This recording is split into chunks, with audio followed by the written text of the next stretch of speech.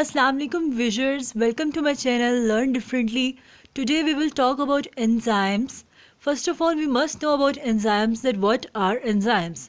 Enzymes are biological catalyst. Bio means life, logy means study, catalyst means something which speeds up the reaction.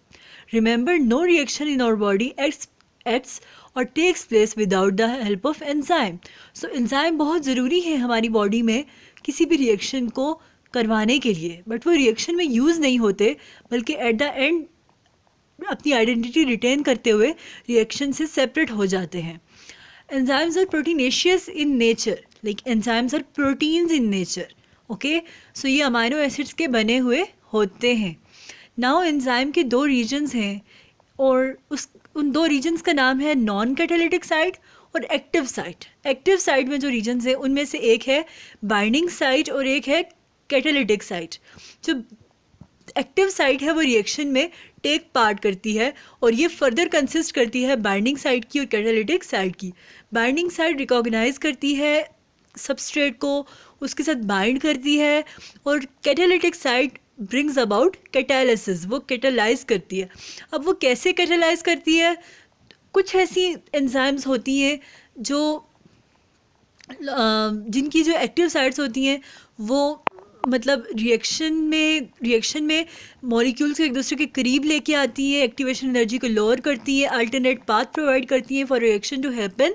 और कुछ ऐसी enzymes होती हैं जो itself मतलब वो सिंगल होती हैं, वो सफिशेंट होती हैं, बट कुछ एंजाइम्स के अंदर को फैक्टर होता है जो एंजाइम की वर्किंग में बहुत इंपॉर्टेंट रोल प्ले करता है. को फैक्टर बेसिकली नॉन प्रोटीन होता है. Enzymes are proteinaceous in nature, but cofactor is always a non protein part of enzyme and it acts as a bridge between enzyme and substrate. ठीक है, ये enzyme और substrate के दरमियान एक bridge के तौर पे एक्ट करता है, उन दोनों को क्लोज लेके आता है, एक्टिवेशन एनर्जी को लोअर करता है और केमिकल एनर्जी प्रोवाइड करता है को factor for catalysis to take place. Now अब हम लोग देखते हैं कि टाइप्स ऑफ को फैक्टर कितने किस्म की हैं. को फैक्टर की 3 टाइप्स हैं. एक है एक्टिवेटर, एक है प्रोस्थेटिक ग्रुप और एक है को एंजाइम. एक्टिवेटर जो होता है वो डिटैचेबल होता है, वो डिटैच हो सकता है, उसके अंदर मेटल आयंस आते हैं जैसे Fe positive two Zn positive two Cu positive two etcetera. जो प्रोस्थेटिक ग्रुप होता है वो कोवेलेंटली बॉन्डेड होता है, ऑर्गेनिक कंपाउंड होता है. उसकी एक एग्जांपल है जिस तरह हीम इन हीमोग्लोबिन. जो हीम ग्रुप होता है हीमोग्लोबिन प्रोटीन के अंदर, that is basically prosthetic group, क्योंकि वो कोवेलेंटली बॉन्डेड होता है. और जो कोएंजाइम होती है वो ऑर्गेनिक कंपाउंड होता है, बट वो डिटैचेबल होती है, वो कोवेलेंटली बॉन्डेड नहीं होती. For example NAD, FAD, vitamin B3 etcetera. Now आप लोगों को आई होप कि समझ आ गया होगा कि एंजाइम्स बेसिकली हमारी बॉडी में तमाम रिएक्शंस को स्पीड अप करने के लिए बहुत एसेंशियल रोल प्ले करते हैं और विदाउट एंजाइम्स हमारी बॉडी में कोई भी रिएक्शन अकर नहीं कर सकता. नाउ अब हम पढ़ते हैं कि डिफरेंट मॉडल्स प्रपोज किए गए जो कि एंजाइम की एक्टिविटी को एक्सप्लेन करते हैं. उनमें से एक मॉडल है लॉक एंड की मॉडल और दूसरा मॉडल है induced fit model. Lock and key model as the name emphasizes ये फिक्सचर को कोई मतलब फिक्स होने को, स्पेसिफिसिटी को शो करता है. It was proposed by Emil Fischer in 1890. Lock and key model को एमिल फिशर ने 1890 में प्रपोज किया और इंड्यूस्ड फिट मॉडल जिसका दूसरा नाम है हैंड एंड ग्लव मॉडल, उसको डैनियल कोशलैंड ने 1959 में प्रपोज किया. अब लॉक एंड की मॉडल में एंजाइम एक रिजिड स्ट्रक्चर है जिसके अंदर कोई फ्लेक्सिबिलिटी नहीं है और बिफोर, ड्यूरिंग और आफ्टर द रिएक्शन एंजाइम जो है वो अपनी एक्टिव साइट को चेंज नहीं करता, वो स्पेसिफिक सबस्ट्रेट के साथ बाइंड करता है और स्पेसिफिक सबस्ट्रेट की ही कैटालिसिस करता है. और ये इतना एक्सेप्टेबल नहीं है जैसे कि लेटर ऑन स्टडी से शो किया डैनियल कोशलैंड ने कि एक्टिव साइट इज़ फ्लेक्सिबल. मतलब कुछ एक्टिव साइट्स ऐसे भी होते हैं जो अपनी शेप को मोल्ड करते हैं according to the induction of substrate. ठीक है, और ये ज़्यादा एक्सेप्टेबल मॉडल है. नाउ आई होप आप लोगों को ये क्लियर हो गया होगा. देन हम लोग चलते हैं फैक्टर्स अफेक्टिंग एंजाइम रिएक्शन. वो कौन से फैक्टर्स हैं जिनका एंजाइम की इफेक्ट एंजाइम कैटालाइज्ड रिएक्शन के ऊपर पॉजिटिव इफेक्ट होता है, नेगेटिव इफेक्ट होता है, क्या इफेक्ट होता है, किस एक्सटेंट तक इफेक्ट होता है, ये हम जानने की कोशिश करेंगे.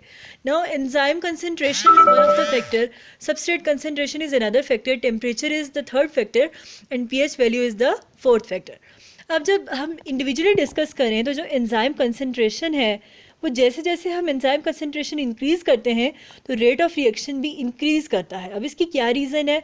इसकी ये रीज़न है कि जैसे जैसे एंजाइम कंसंट्रेशन इंक्रीज़ होती है तो एक्टिव साइट्स भी बढ़ जाती हैं, क्योंकि हर एंजाइम के पास अपनी एक्टिव साइट होगी, तो जितनी ज़्यादा एंजाइम्स होंगी उतनी एक्टिव साइट ज़्यादा होंगी, तो रिएक्शन उतना फास्टली होगा। लेकिन एक टाइम आएगा जब एंजाइम की अमाउंट फिल हो जाएगी, उससे ज़्यादा नहीं होगी, तो फिर ये रेट ऑफ रिएक्शन कांस्टेंट हो जाएगा। सबस्ट्रेट कंसंट्रेशन के भी डायरेक्टली प्रोपोर्शनल है रेट ऑफ रिएक्शन। जितना ज़्यादा सबस्ट्रेट होगा उतना ज़्यादा वो प्रोडक्ट होगा, उतना ज़्यादा वो कन्वर्ट होगा प्रोडक्ट के अंदर। लेकिन जब सबस्ट्रेट ख़त्म हो जाएगा तो उसके बाद एंजाइम चाहे जितने भी हों वहाँ पे कोई चीज़ उसको मतलब वो प्रोडक्ट कन्वर्ट नहीं होगा, वो प्रोडक्ट में कन्वर्ट नहीं होगा, क्योंकि सबस्ट्रेट की लो कंसंट्रेशन चाहिए। जहाँ तक सबस्ट्रेट भी मौजूद हो और एंजाइम भी मौजूद हो वहीं पे रिएक्शन होगा।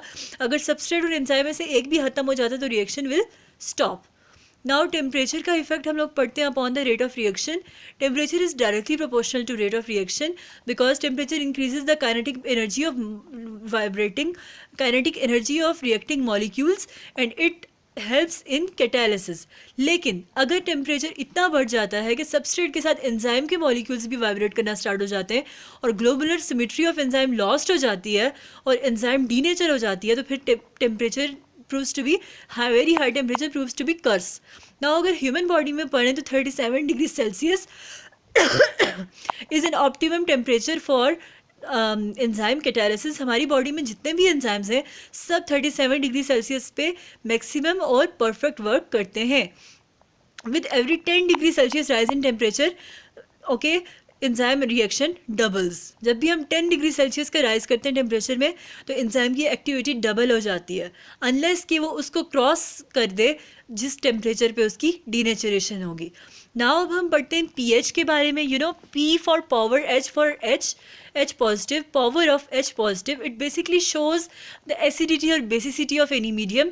अगर पीएच एसिडिक होगी तो वो उन्हीं एंजाइम्स को फेवर करेगी जो एसिडिक इन्वायरमेंट में अच्छा वर्क कर सकते हैं, जस्ट लाइक पेप्सिन जिसकी पीएच 2 होती है, ऑप्टिमम पीएच जिस पे वो मैक्सिमम वर्क करता है, क्योंकि पेप्सिन हमारे स्टमक के अंदर होता है और वहाँ पे HCl रिलीज़ होता है और HCl आपको पता है कि बहुत ज़्यादा स्ट्रांगली एसिडिक है, तो वो इन्वायरमेंट ऑफ स्टमक को बहुत ज़्यादा एसिडिक कर देता है और उसमें सुटेबल जो एंजाइम वर्क करेगी दैट विल बी पेप्सिन।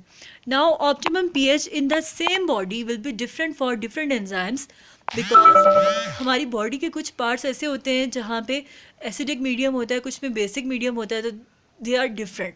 अब जिस तरह टाइलिन है या फिर एमाइलेज है वो 6.80 उसकी पीएच है, तो वो हमारे माउथ में होती है। अरिजिनेज है तो उसकी अरिजिनेज हमारे लिवर सेल्स में होती है, उसकी पीएच कितनी है 9.70। इसी तरह कैटालेज है उसकी पीएच 5.50, सुक्रेज है 4.50। तो similarly narrow range of pH के अंदर कोई भी एंजाइम एक्ट करता है और रिएक्शन को कैटालाइज करता है। I hope you got this lecture. I hope आप लोगों को समझ आया होगा एंड आप लोगों ने बहुत कुछ सीखा होगा। So don't forget to subscribe my channel and I will appreciate your opinion. Thank you.